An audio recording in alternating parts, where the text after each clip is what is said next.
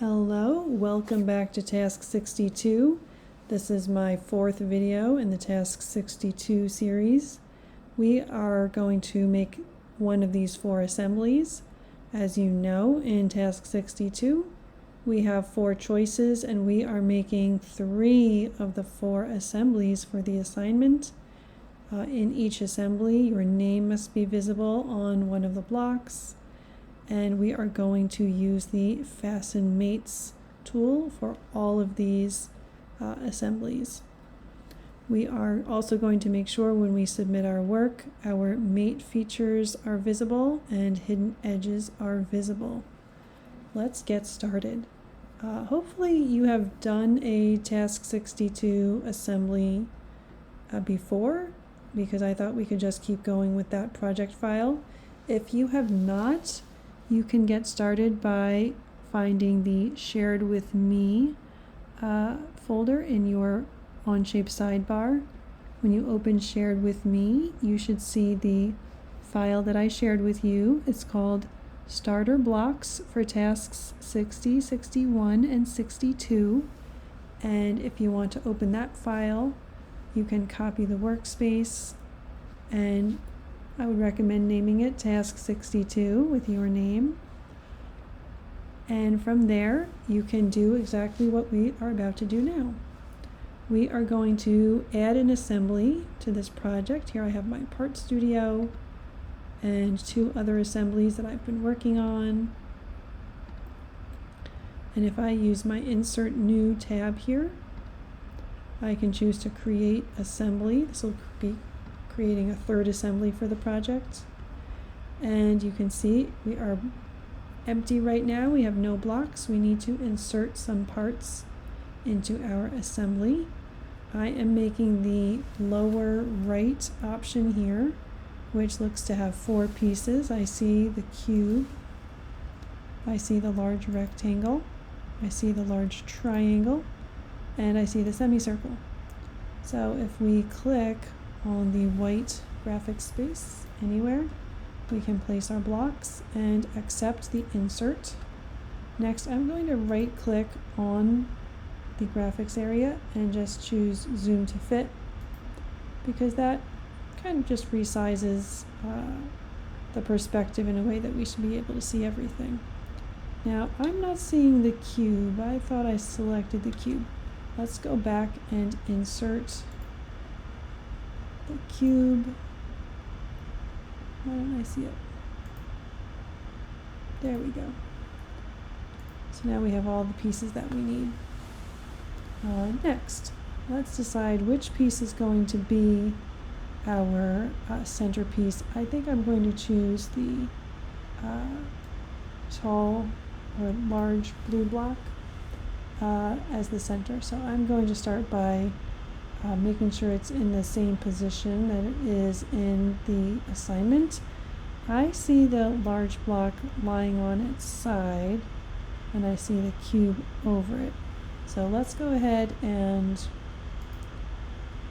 I'm going to zoom in a little bit here. Let's rotate the large block 90 degrees so that it's on its side. I'm rotating it in such a way that my name will be visible at the end. Maybe you noticed that. Next, I'm going to right click on the circle that connects all 3 arrows and choose Move to Origin. So that should center our, let me see, there. We've centered our block over the origin. I'm going to right click again and choose Fix, so that now we have our main block firmly planted at the origin. I can't move it anymore because it is fixed. Next, we have 3 blocks that need to connect to this rectangle. Oh, let's start with the one that's in front, the semicircle. I'm going to kind of move my other blocks over here until I need them, and just bring my semicircle in the direction of the front of the rectangle so I can really see what I'm doing. And we need to rotate this block so that it's in the same position that it's in the assignment. I'm going to click once on the block to show my triad manipulator, and then I have to think about how I'm going to maneuver it. I think first I want to, I think I can pull it this way because I want the large flat face to be facing the rectangle. So let me try using the manipulator to maneuver 90 degrees. And I'm going to click off of the block. That looks about right to me. By the way, I had to click twice to click off of the block. You might have to do that too. So we want to get this block connected with this side of the rectangle. We are going to use our Fasten Mates tool, and we need to think about what is the best way to get this done. If you look at the rectangle, we don't really have a center point for just kind of the bottom or the left half of the rectangle. The only center point we have is right here, and I'm not sure that's exactly what we want to meet up with, but I do know we seem to have edge to edge connecting. So let's connect one edge of the rectangle. I think I'm going to choose the center of the edge. It looks like it will meet up well with the center of the semicircle edge. First, I'm just hovering over the face that needs to join with the face of the rectangle. I'm going to hold down my shift key so that my connection points don't shift to be oriented to another face. And I'm going to choose the center of this edge, and let's see how it meets up. That looks good. Next, let's connect our cube into place. So the cube is going to connect with the rectangle, the top face of the rectangle. We're going to use our Fasten Mate tool again. And again, I'm going to hover over the face that's meeting up with the other block.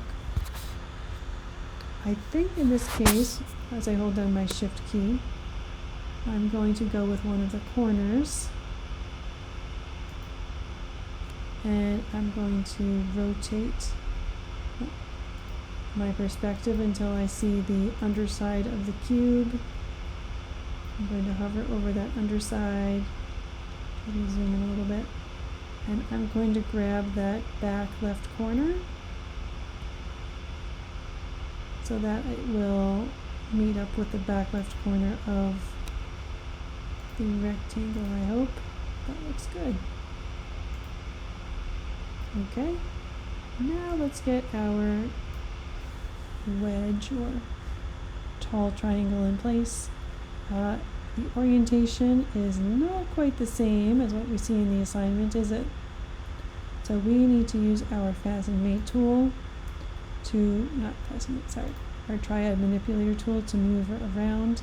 I'm going to just click once on the shape and then think, which way do I need to turn my triangle? Does it need to go this way?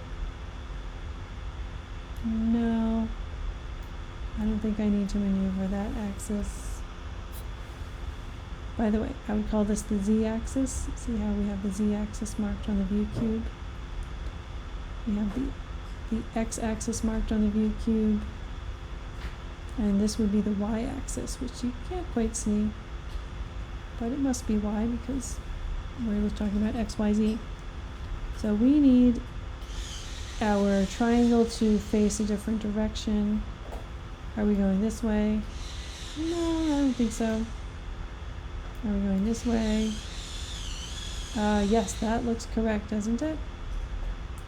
So once we get our triangle rotated 90 degrees, we can click off of the triangle and think about how are we going to get these two faces to connect. I think in this case, let me grab my Fasten Mate tool. I'm going to hover over the face that's meeting up with the triangle. And I think I'm going to go with a corner again. You know why? If I look at the assignment closely, I can see the back edges are aligned, but I see a little bit of the top face of the rectangle is revealed. It's not completely covered by the triangle, so things are not aligned in front. Things are aligned in the back. Therefore, let's grab one of the back corners, like that. And we'll grab one of the back corners of the triangular prism. And it looks like we got it. So we have a complete assembly here. My name is showing, hopefully your name is showing, and we can turn in our work. Make sure that you use the View Cube menu to make sure that we have our hidden edges visible. And for each of the mate features, click on the eyeball so that we are showing our mate features so we can see the work that we did. Please go ahead and submit a screenshot or share the file with me, and good luck with the project.